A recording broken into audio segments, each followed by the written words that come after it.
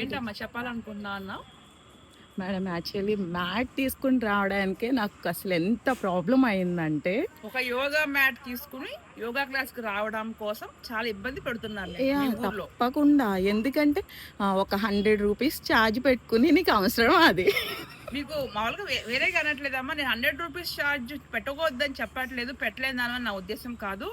అది మీది ఎలాగో వడ్లమన్నాడే కదా, పల్లె వెలుగు బస్సు ఉంటుంది కదా, అది అంటే టైం టు టైం అలా అనేం కాదు మేడం. అసలు యాక్చువల్లీ బస్సులు ఆపట్లేదు. ఆపట్ల పల్లె వెలుగు బస్సు గుడ్ల వల్లే. ఆహాహా! అంత క్రితం అయితే ఎక్కువ బస్సులుండేయి. అవి కంటిన్యూగా వస్తూ ఉండేయి కాబట్టి బస్సులు ఆపేవాళ్ళు మేడం. ఇప్పుడేంటంటే ఫ్రీ ఛార్జ్ అనేసరికి అసలు బస్సు ఆపట్లేదు. ఫస్ట్ ఆఫ్ ఆల్ 6 బసెస్ కంటిన్యూగా వస్తాయి. 6 రివర్స్ అవుతాయి మళ్ళీ.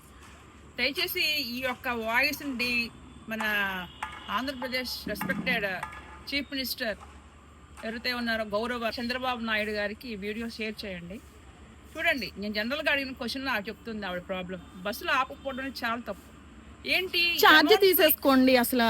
అమౌంట్ తీసుకోవడం లేదని చెప్పి బస్సు ఆపే రెస్పాన్సిబిలిటీని కూడా ఆపేసేసి వెళ్ళిపోతే ఎలా మనుషులు బయటికి వెళ్తారు, కాలేజ్కి వెళ్తారు, హాస్పిటల్కి వెళ్తారు కదా? కానీ మీకు చెప్తున్నా ఒకటే, మీ ఊరు వాళ్ళందరికీ, అమ్మ ఈ అమ్మాయి నా దగ్గర చక్కగా యోగా మ్యాట్ కూడా కొనుక్కుని రెస్పెక్టెడ్గా ప్రతిరోజు కూడా యోగా నేర్చుకోవడానికి వస్తుంది. త్వరలో మీ ఊరికి నేను ఈ అమ్మాయిని ఒక మంచి యోగా టీచర్గా తయారు చేసి పంపిస్తాను. మీకు ఆ రోజున తెలుస్తుంది ఈ అమ్మాయి ఏం చేస్తుంది మచిలీపట్నం భవానీ సాయినాథ్ దగ్గరికి వెళ్ళి అనే విషయం. అప్పటి వరకు కూడా దయచేసి ఆమెని, నువ్వు ఎక్కడికి వెళ్తున్నావు, ఎందుకు వెళ్తున్నావు, తలపైన మ్యాట్ పెట్టుకెళ్తున్నావు ఎందుకు అని అడగండి.